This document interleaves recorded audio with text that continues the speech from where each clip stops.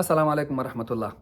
د هند د لوی تجارتي لیگ آی پی ایل کرکټ لیگ اکشن یا بولی ختمه شوه او د افغانستان د کرکټ لپاره پکې خبر ده چې څلور لوبغاړي به په دغه سیزن کې لوبیږي، محمد نبي او راشد خان.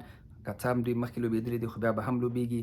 خو ښه خبر، تر ټولو ښه خبر د افغان کرکټ لپاره باید او شاید دا وي چې په لومړي ځل پکې دوه نوي ستوري، دوه نوي ځوانان معرفي شول چې یو به نور احمد لکنوال وي، بل به فضل الحق فاروقي وي.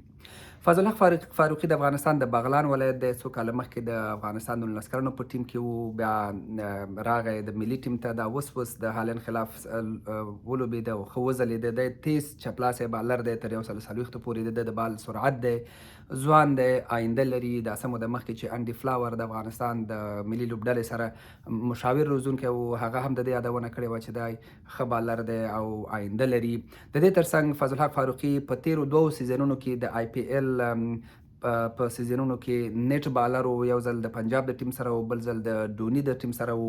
نیټ بالر په دې معنا چې د تمرین په وخت کې هغه جال چې لګول کېږي، بیټسمینان چې پریکټس کوي، بالران ورته بال کوي، نو د هلته بالینګ وکړه. هلته ډوني سره هم بالینګ وکړه. ماته په یوې مرکې کې دا خبره کړې وه چې ډوني ورته ویلي و چې کوشش به کوي چې د آی پی ایل ته راولي، خو د ډوني په ټیم کې نه شو، د سنرایزر په ټیم کې شو. مطلب د ده لپاره هلته ښه والی دا و چې د هلته نړیوالو لوبغاړو ته، د هند مشهورو لوبغاړو ته بالینګ وکړو، جرأت یې پیدا کړ، مشهوري ترلاسه کړې، په خپل هغه قوت باندې پوه شو، په کمزورتیا باندې به پوه شو.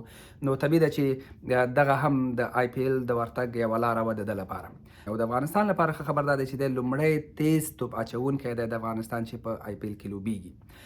همدغه راز نور احمد لکنوال هم سلو توپ اچوونکی دی، چپلاسی دی، د 19 کلنو د لوبډلې لوبغاړی دی. دا اوس په نړیوال جام کې ولوبېده او وځلېده. هغه یو مستعد لوبغاړی دی. هغه هم په افغانستان کې د هماغه نسل لوبغاړی دی، د افغانستان د کرکټ د دویم نسل چې په افغانستان کې پیدا شوی، په افغانستان کې کرکټ زده کړی، اوس نړیوالو میدانونو کې لوبیږي. او 2 کاله مخکې بیګ بش کې چې دی ولوبېده، تر ټولو ځوان لوبغاړی و چې په بیګ بش کې ولوبېده.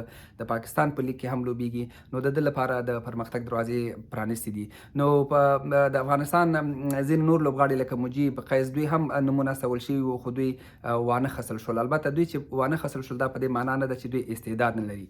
آی پی ایل د هر څه سره د لوبغاړو د استعداد معیار نشي کېدی. کوم لوبغاړي چې هلته لوبیږي هغوی د نړۍ تر ټولو غوره لوبغاړي نه دي، او کوم لوبغاړي چې اخیستل شوي دي هغوی بې استعداده لوبغاړي نه دي.